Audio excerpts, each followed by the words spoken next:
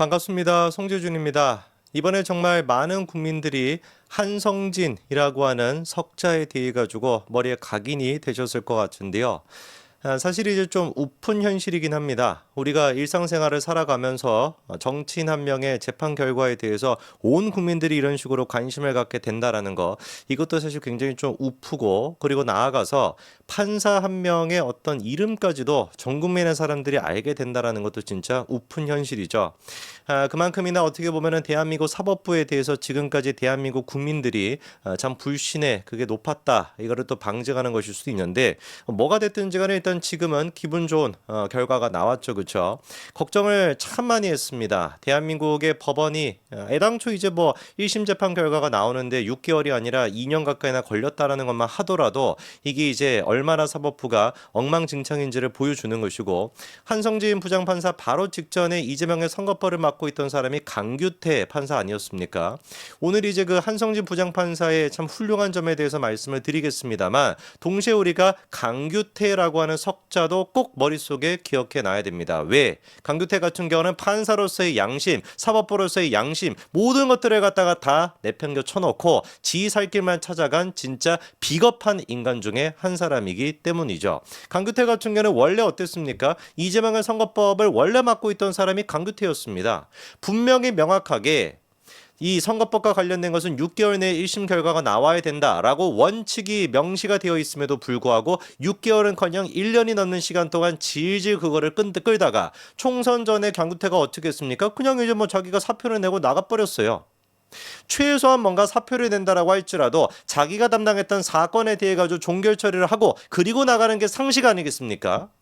그런데 그 이후에 무슨 뭐 변명을 하듯이 내가 아니라 누가 오든지 간에 총선 전에 그거에 대해서 결과를 낼 수는 없었을 것이다라고 하는 대도 안 되는 그냥 헛소리나 짓거릴 줄 알고, 누가 보든지 간에 이유가 뭐였던 거예요? 부담감을 느끼기 싫어가지고.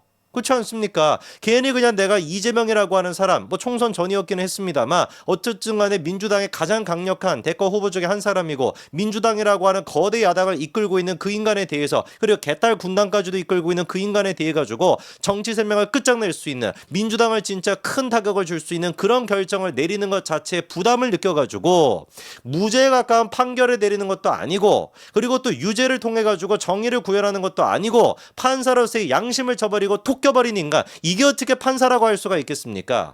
평생 살아왔던 이 강규태라고 하는 사람이 그 긴 세월 동안 어떤 식으로 대쪽 같은 판결을 내려왔든지 간에 상관없이 최후의 순간에 보였던 그 모습이 판사로서 강규태가 살았던 모든 인생을 송두리째 그냥 뒤집어 엎어버리게 된 겁니다. 거꾸로 한성진 부장판사 같은 경우는 지금까지 어떤 판결을 내려왔는지, 물론 이제 이따가 제가 말씀을 드리겠습니다만, 지금까지 같은 경우도 대쪽 같은 그런 모습들을 많이 보여오셨다라는 거예요. 그렇기 때문에 이렇게나 중압감을 느끼고 이렇게나 지금 외압을 많이 느꼈던 사건에 대해서도 소신에 맞게끔, 판사로서의 양심에 맞게끔 결정을 내릴 수가 있었던 거겠죠. 참으로 진짜 강규태라고 하는 인간은 부끄러움을 느껴야 마땅할 겁니다. 지금 뭐 보나마나 어디다가 변호실 사무사 같은 거 사무실 열어놓고 변호하겠다 뭐 이러고 있지 않겠습니까? 정관 예우 같은 거 생각하면서 변호나 하겠다 이렇게 지금 생각하는 것 같은데, 글쎄요, 이 강규태 부장판사가, 과거의 그 판사가 이번에 한성진 판사의 결과를 보면서 무슨 생각을 할지 참으로 제가 궁금합니다. 뭐 주변에 이제 그 강규태 판사를 아는 사람이 있으면 좀 뭔가 연락해가지고 이 인간이 지금 어떤 생각인지 좀 물어보고 싶을 그런 지경이에요. 자, 이번에 이제 그 한성진 부장판사 같은 경우는 정말 놀라운 모습을 많이 보여줬습니다. 특히나 이제 그 김문기 씨에 대해 가지고 문제가 됐던 것이 이제 뭐였습니까? 김문기를 모른다라고 하는 발언인데, 이번에 참 진짜 그 선고가 한 2시 반부터 시작하면서 심장이 떨렸던 게, 제일 첫 번째로 속보로 나왔던 얘기가 뭐였습니까? 김문기 씨 모른다라고 하는 발언은 허위다라는 식으로 이제 그게 나왔죠. 두 번째 같은 경우는 김문기를 모른다라고 얘기한 것은 그거는 이제 그 뭐 부정한 공표가 아니다, 뭐 이런 식의 얘기가 나왔어요. 이러다 보니까 야, 이거 뭐냐? 아니, 김문기 씨를 모른다라고 얘기하는 게 허위라고 인정을 했으면서 김문기를 모른다라고 공표한 것은 그거는 허위사실 공표가 아니라고 한다면은 이게 도대체 무슨 또 음주는 했지만 뭐 음주 운전은 아니다, 이런 식의 또 개떡 같은 그런 판결이 나오는 거 아니냐라고 진짜 많이 우리가 걱정을 했었죠. 그렇죠?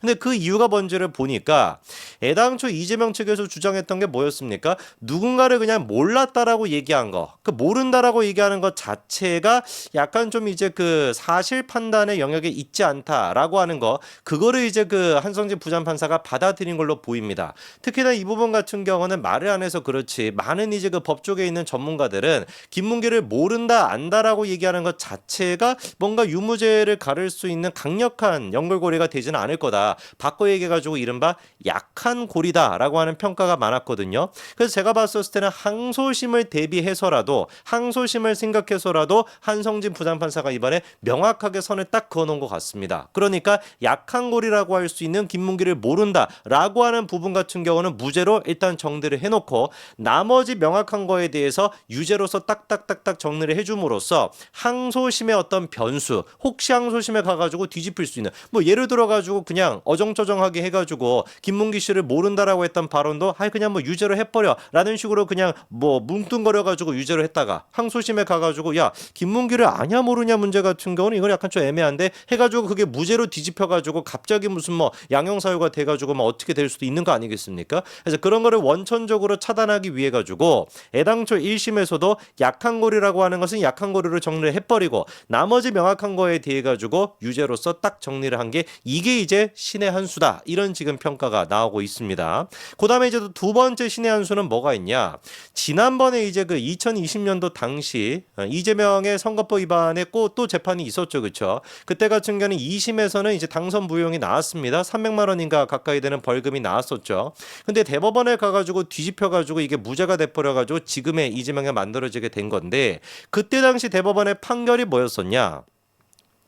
토론의 발언은 즉흥적으로 이루어지므로 표현의 명확성에 한계가 있어 공표라고 하는 행위로 인정하는 것은 신중해야 된다라고 주장했다. 요게 이제 그때 당시 대법원 판결이었습니다. 그래가지고 이번에 한성진 부장판사의 이 판결을 앞두고서도 민주당 쪽에서 주장했던 게 바로 이 대법원의 근거였거든요. 야 이거 봐봐라. 대법원에서 이미 판례가 나오지 않았냐. 토론의 도중에 그리고 또 생방송 도중에 어떤 식으로 즉흥적으로 대답하는 거 이거를 공표행위라고 보기는 어렵다. 그러니까 이번 케이스 같은 경우도 공표가 될 수가 없다. 뭐 이런 식의 논리를 폈는데 아예 그냥 그 주장을 갖다가 한성진 부장판사가 배척을 시켰습니다. 이유가 뭔지를 들어보니까 애당초 이런 식의 발언하기 전에 뭐 백현동 개발은 뭐 박근혜 정부의 뭐 압박 때문이다 이런 이 발언하기 이전부터 백현동 의혹에 대한 이재명 측의 대응이 있었고 무슨 말이겠습니까? 이 발언 자체가 즉흥적으로 나온 게 아니다라는 것이죠. 이미 그거에 대한 대응이 있었다라는 게.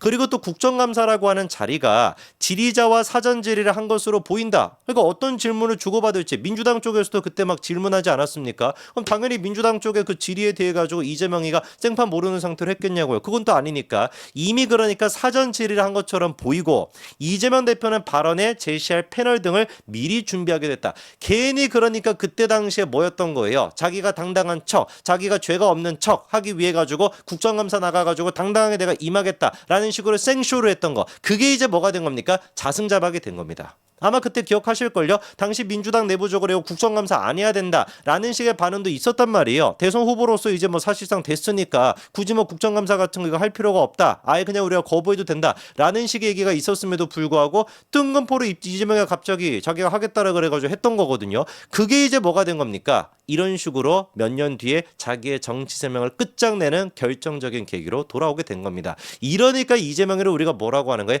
입방정 떨다가 망한다. 맨날 그냥 방정 아닙니까? 방정. 이 방정 아닙니까? 그렇게 입방정을 떨다가 괜히 그냥 안 했으면 또 모르는데 해가지고 국정감사를 했다가 민주당 쪽에서도 백현동과 관련된 질문을 하죠. 그렇죠? 백현동 개발이 박근혜 정부의 뭐 이런 외압 때문이었던 거 아니었습니까? 이런 식으로 질문하니까 그거 답변하고 이 모든 행위 자체가 어떻게 됐던 거예요? 결국에 이재명의 발목을 잡는 결정적인 계기가 됐다라는 겁니다.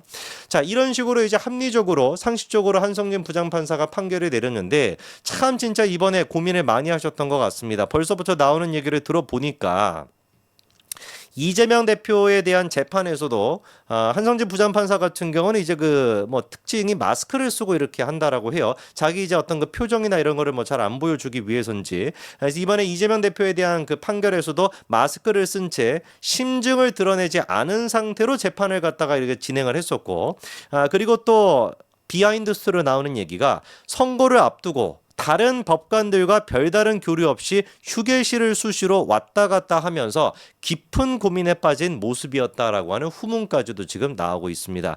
참 제가 이거를 뭐라고 할까? 제 머릿속에 이렇게 상상을 좀 해보니까 내가 만약에 한성진이었다라고 하면 무슨 심정이었을까? 나의 어떤 그 판결로 인해 가지고 대한민국 정치의 큰 어떤 역사가 바뀔 수 있는 이 지금 상태에 놓여 있는데 이 휴게실을 왔다 갔다 하면서 깊은 고민에 빠져 있는 그 모습이 좀 상상이 되지 않습니까? 강규태 같은 인간은 그런 어떤 외압과 중압감을 이기지 못하고 결국에 법관의 양심을 버려버렸지만 한성진 부장판사 같은 경우는 끝끝내 그 외압감을 갖다가 이겨내고 그 중압감을 이겨내고 그런 어떤 고민을 이겨내고 결국에 사법정의를 바로 세웠다라는 점에서 참으로 진짜 존경스러운 분이다라는 말씀을 드리고 싶네요. 여기까지 말씀드리겠습니다. 감사합니다.